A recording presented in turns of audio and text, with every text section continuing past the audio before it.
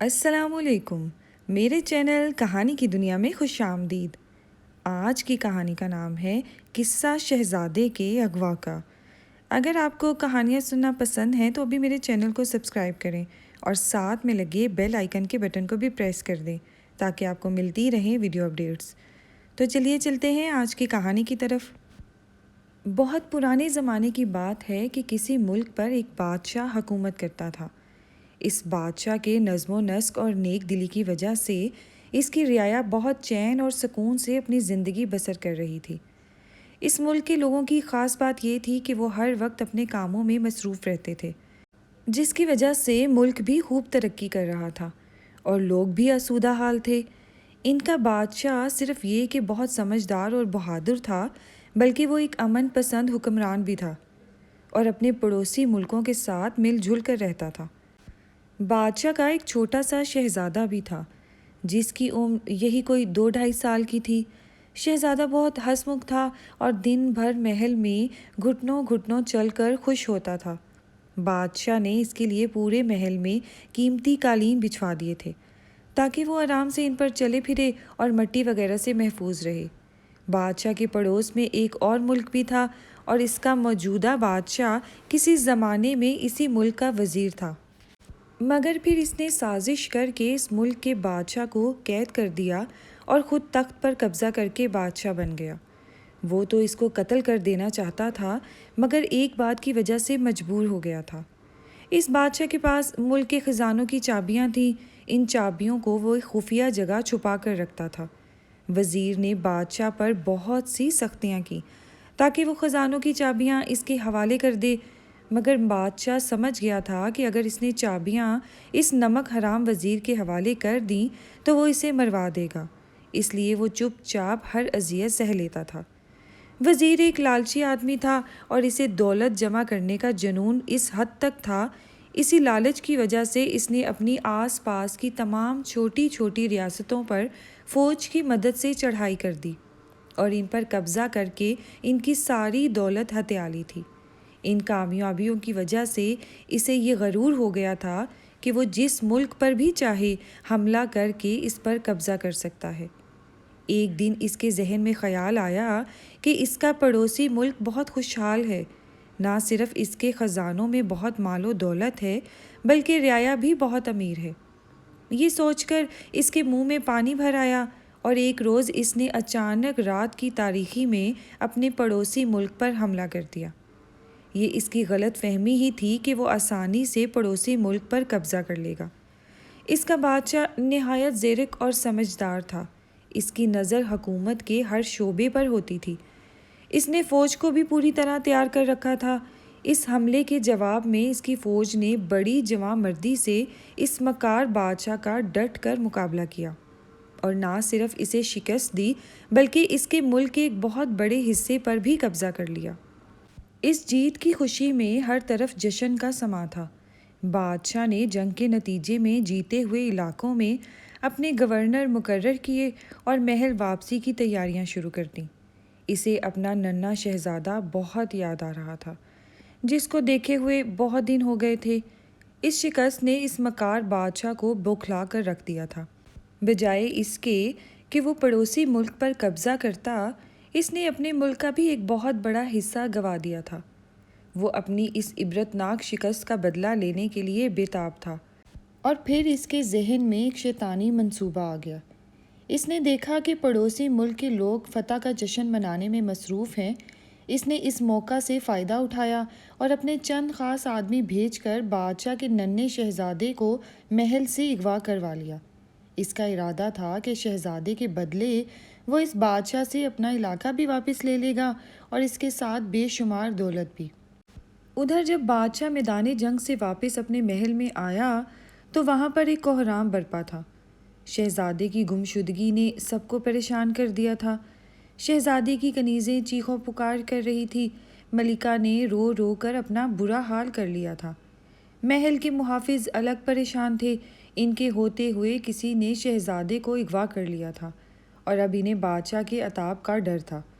بادشاہ کو جب شہزادے کی گمشدگی کے متعلق پتہ چلا تو بادشاہ کا غم سے برا حال ہو گیا۔ فتح کی ساری خوشیاں ہوا ہو گئی اور وہ سر پکڑ کر بیٹھ گیا۔ تھوڑی دیر بعد جب اس کے کچھ ہوش ٹھکانے آئے تو اس نے اپنے وزیروں اور شہر کے کوتوال کو طلب کیا اور انہیں اپنے محل کے پائے باغ میں لا کر ان سے واقعہ کی تفصیل پوچھی۔ سب نے یہی کہا کہ فتح کا جشن مناتے ہوئے ان کی توجہ کچھ دیر کے لیے شہزادے کی جانب سے ہٹی تھی اور وہ غائب ہو گیا۔ سب کا یہی خیال تھا کہ اس کی گمشدگی میں محل کے کسی ملازم کا ہاتھ ہے۔ بادشاہ نے کہا، اس نمک حرام کا تو ہم پتہ چلا ہی لیں گے، لیکن اس سے پہلے شہزادے کے بارے میں معلوم کرنا زیادہ ضروری ہے۔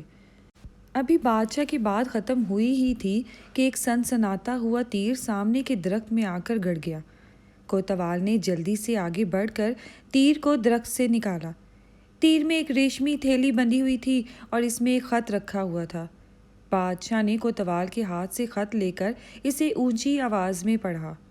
تمہارا شہزادہ ہمارے قبضے میں ہے، اس کی زندگی عزیز ہے تو فوراً جنگ کے دوران ہمارے جتنے علاقے پر بھی قبضہ کیا ہے اسے واپس کر دو۔ اس کے ساتھ 5 لاکھ خالص سونے کی اشرفیاں بھی تاوان کے طور پر دو۔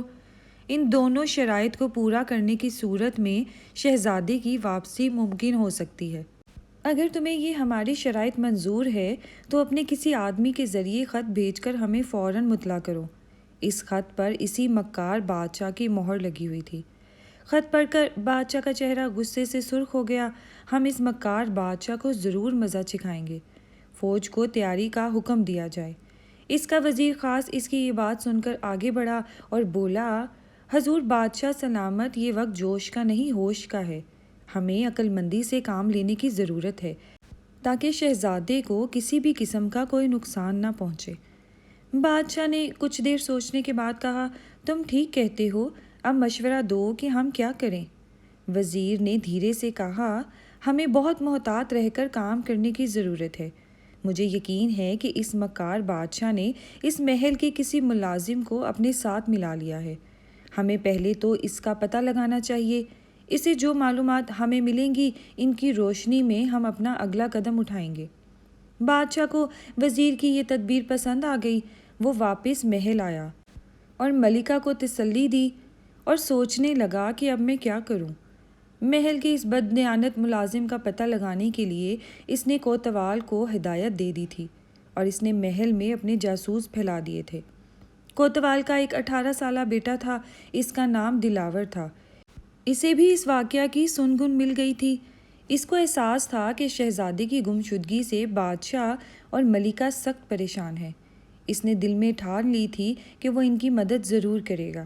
اس سلسلے میں اس نے اپنے باپ کوتوال سے بات کی اور اس سے اجازت طلب کی کہ وہ محل کی ان کنیزوں اور غلاموں سے ملنا چاہتا ہے جو شہزادے کی نگہداشت پر مقرر تھی۔ کوتوال کو اپنے بیٹے سے بہت سی امیدیں تھیں کیونکہ وہ پہلے بھی اس طرح کے کاموں میں اس کی مدد کر چکا تھا۔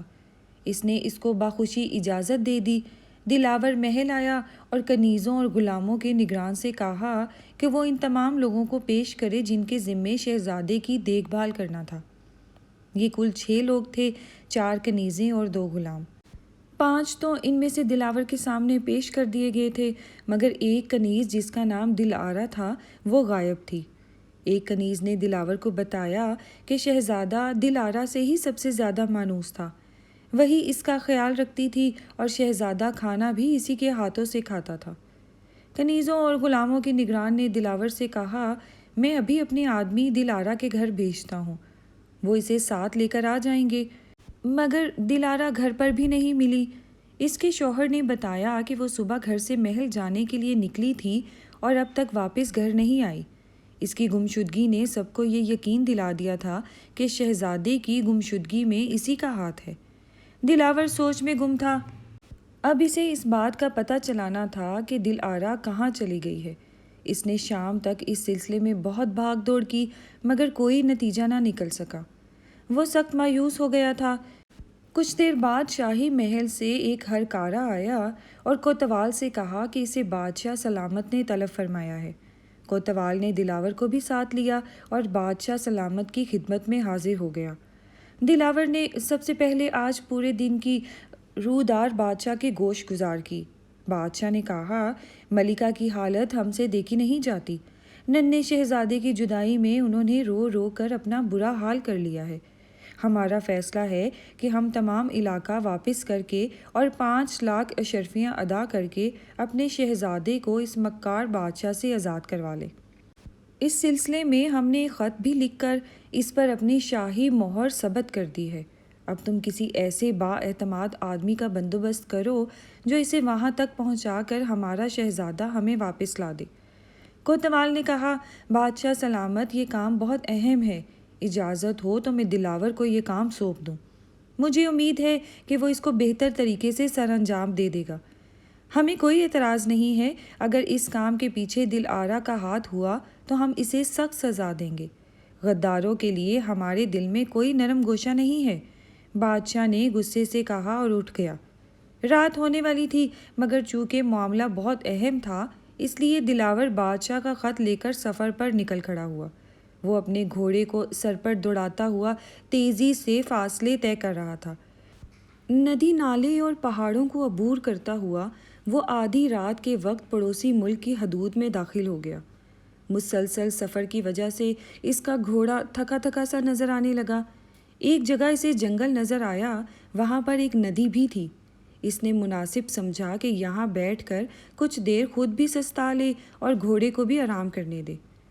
یہ سوچ کر وہ گھوڑا روک کر اس پر سے اتر گیا اور اسے پانی پینے اور گھاس چرنے کے لیے کھلا چھوڑ دیا۔ دلاور کو بھوک بھی لگ رہی تھی۔ اس نے تھیلے میں سے کچھ پھل نکالے اور انہیں کھاتے ہوئے جنگل میں آگے کی طرف نکل گیا۔ ابھی وہ کچھ ہی دیر چلا تھا کہ اسے آگے ایک روشنی سی نظر آئی۔ اس کے ذہن میں فوراً خیال آیا، ہو نہ ہو یہ لوگ ڈاکو ہیں۔ وہ جھاڑیوں کی اوٹ سے لے کر کچھ اور آگے بڑھا۔ اس نے دیکھا کہ وہاں آگ روشن ہے اور اس کے ملک کے مکار بادشاہ کے کچھ سپاہی آپس میں باتوں میں مصروف ہیں۔ ایک سپاہی کہہ رہا تھا، جلدی کرو، ہمارے پہرے دینے کا وقت شروع ہو گیا ہے۔ ہم نے اگر مزید دیر کی تو وہاں پر پہرا دینے والے ساتھی ناراض ہوں گے۔ اس کی بات سن کر سب جلدی جلدی اٹھنے کی تیاری کرنے لگے اور تھوڑی دیر بعد وہ سب وہاں سے روانہ ہو گئے۔ دلاور حیران تھا کہ وہ شاہی سپاہی کس جگہ پہرا دینے کی بات کر رہے تھے۔ اسے معاملہ کچھ پر اسرار لگا۔ وہ جلدی سے اپنے گھوڑے کے پاس آیا اور پھر ایک مناسب فاصلہ دے کر خود بھی ان کے پیچھے چل پڑا۔ قریب ہی ایک دیہات تھا۔ آبادی سے ذرا ہٹ کر وہاں پر ایک بڑی سی حویلی تھی۔ اس حویلی کے چاروں طرف تلواریں لیے شاہی سپاہی پہرا دے رہے تھے۔ دلاور نے خود کو اور گھوڑے کو قد آدم جھاڑیوں کے درمیان چھپا لیا تھا اور کان لگا کر ان کی گفتگو سننے لگا۔ تم لوگوں نے آنے میں بہت دیر کر دی، پہرا دینے والا ایک سپاہی نے منہ بگاڑ کر کہا۔ ہم لوگ کھانا کھانے لگ گئے تھے، اس لیے دیر ہو گئی۔ جانے ہماری یہاں سے کب جان چھوٹے گی، نئے آنے والے سپاہیوں میں سے ایک نے کہا۔ ہمارے جاسوس نے بتایا ہے کہ پڑوسی ملک کا بادشاہ ہمارے بادشاہ کی شرائط ماننے پر راضی ہو گیا ہے۔ شہزادے کو جلد ہی واپس کر دیا جائے گا۔ شہزادہ روتا بہت ہے، اگر وہ کنیز ساتھ نہ آتی تو سمجھو مصیبت ہی آ جاتی۔ چھوٹے بچے اگر رونے لگے تو انہیں چپ کروانا بہت بڑا مشکل کام ہے۔ دلاور نے جو ان کی گفتگو سنی تو اس کا دل زور زور سے دھڑکنے لگا۔ اسے پتہ چل گیا تھا کہ شہزادے کو اس حویلی میں قید کیا گیا ہے۔ وہ خاموشی سے اپنی جگہ سے نکلا۔ اس نے ایک دور پہاڑی کے ٹیلے پر ایک بڑے سے پتھر سے گھوڑے کی رسی باندھی اور دوبارہ حویلی کی طرف چل دیا۔ حویلی کے آس پاس بہت سی جھاڑیاں تھیں۔ رات ہونے کی وجہ سے تاریکی بھی بہت تھی۔ اوپر سے آسمان کو بھی کالے کالے بادلوں نے گھیر رکھا تھا، جس سے تاریکی میں مزید اضافہ ہو گیا تھا۔ اس لیے اسے دیکھ لینے جانے کا خدشہ بھی نہیں تھا۔ وہ ایک گھنی جھاڑی کے پیچھے بیٹھ کر حویلی کا جائزہ لینے لگا۔ اسے کسی ایسے راستے کی تلاش تھی جس کے ذریعے وہ اندر داخل ہو سکے۔ اسے کوئی ایسا راستہ تو نظر نہیں آیا، مگر حویلی میں داخل ہونے والے بڑے دروازے کے نیچے اتنی خلا ضرور نظر آئی کہ ایک آدمی زمین پر لیٹ کر اور لڑک کر اندر داخل ہو سکے۔ مگر مشکل یہ تھی کہ اس دروازے پر ایک سپاہی ہاتھ میں چمکدار تلوار لیے پہرا دے رہا تھا۔ دلاور سوچ میں پڑ گیا۔ پھر اس کی یہ مشکل بھی حل ہو گئی۔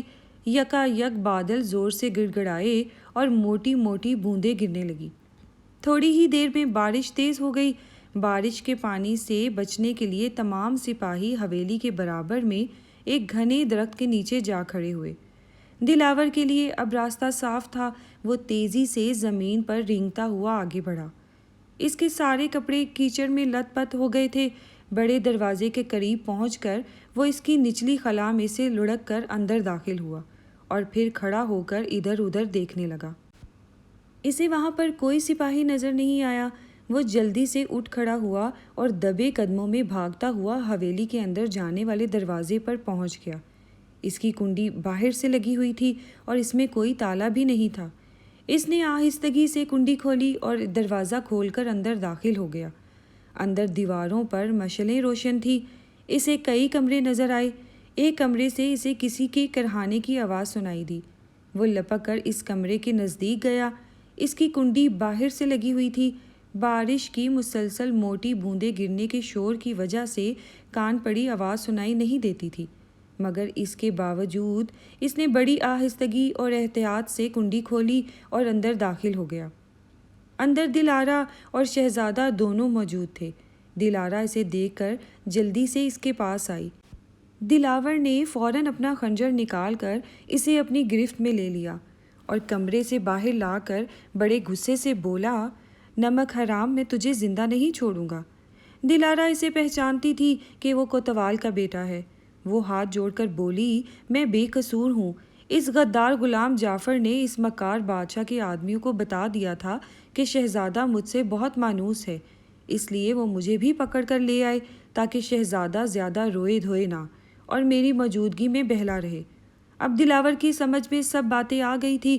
اس نے دھیمی آواز میں کہا، ہمیں یہاں سے نکلنا ہے، باہر بہت تیز بارش ہو رہی ہے، شہزادہ بھیگے گا تو رونے لگے گا اور سپاہی ہوشیار ہو جائیں گے۔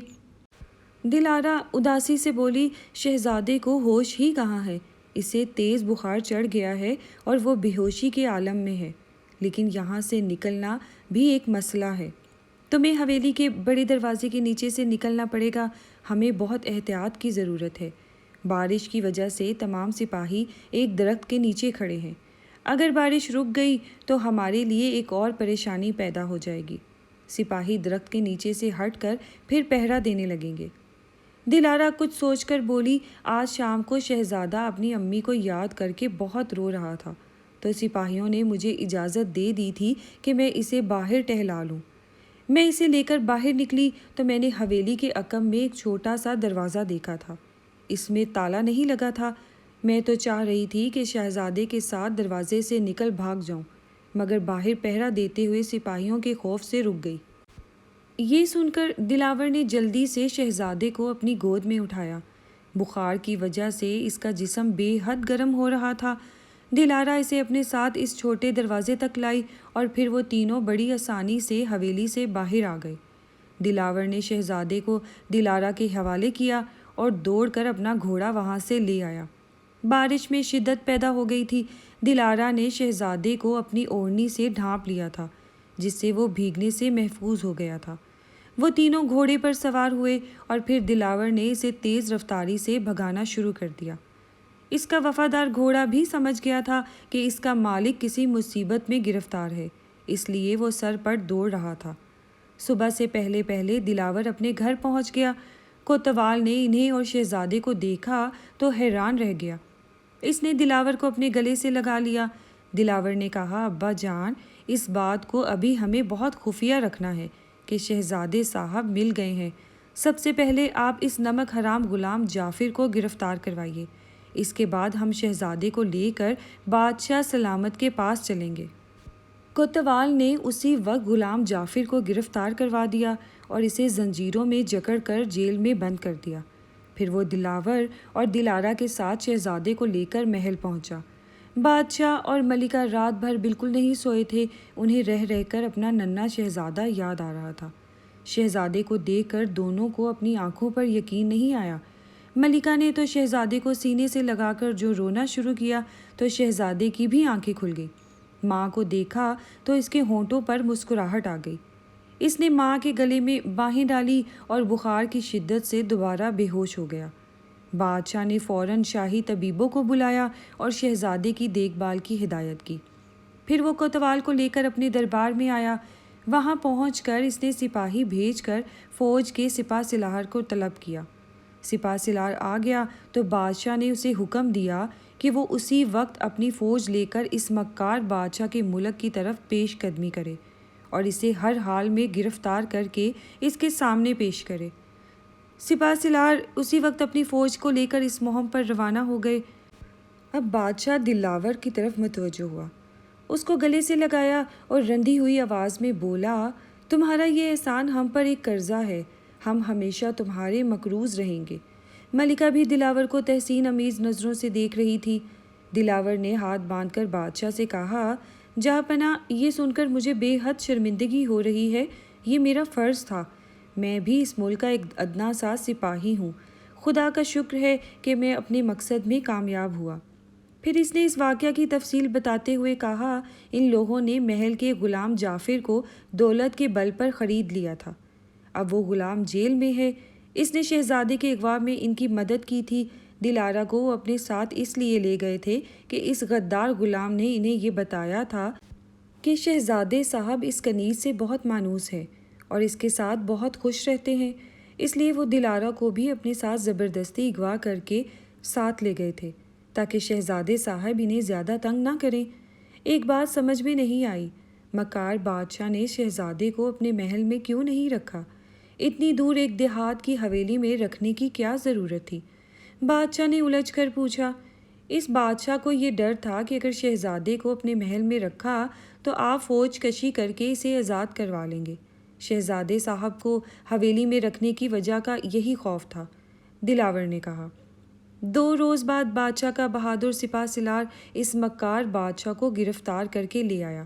اس کے چہرے پر ہوائیاں اڑ رہی تھی اور آنکھوں سے آنسو بہہ رہے تھے۔ اس کی حالت دیکھ کر بادشاہ نے کہا، بہت شرم کی بات ہے کہ جنگ جیتنے کے لیے بچوں کو ڈھال بنایا جائے۔ تم ایک وزیر تھے، تم نے اپنے بادشاہ سے غداری کر کے اسے قید کر دیا۔ ہم اس بے قصور بادشاہ کو دوبارہ سے بادشاہ بنائیں گے اور جنگ میں حاصل کیا ہوا سارا علاقہ بھی اسے واپس کر دیں گے۔ ہم نے یہ فیصلہ بھی کیا ہے کہ تمہیں اس کے حوالے کر دیں گے، وہ تمہارے ساتھ جو سلوک بھی کرے اس کی مرضی۔ اس بے ایمان اور مکار وزیر نے جب بادشاہ کی یہ بات سنی تو غش کھا کر گر پڑا اور سپاہی اسے اٹھا کر لے گئے۔ بادشاہ نے دلاور کو بہت سا انعام و اکرام دیا اور آئندہ محل کی حفاظت کے لیے اس کو نگران مقرر کر دیا۔ دلاور کے ماں باپ اس کی عقل مندی اور بہادری سے بہت خوش تھے، جس کے نتیجے میں وہ ایک بہت بڑے منصب پر فائز ہو گیا تھا اور بادشاہ اپنے ننھے شہزادے کے ساتھ ہنسی خوشی رہنے لگا تھا۔